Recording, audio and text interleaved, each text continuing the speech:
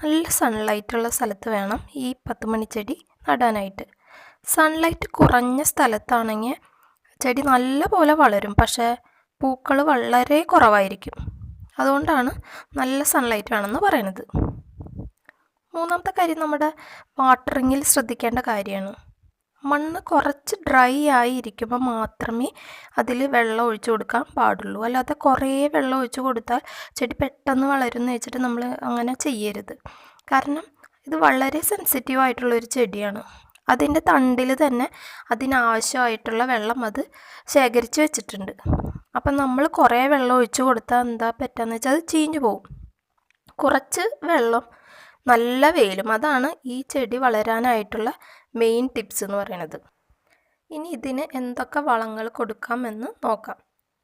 മെയിനായിട്ട് നമ്മൾ ചാണകപ്പൊടി, എല്ലുപൊടി ഇതൊക്കെ ചേർത്തല്ലോ നടുമ്പോൾ തന്നെ, അത് തന്നെ മതിയാവും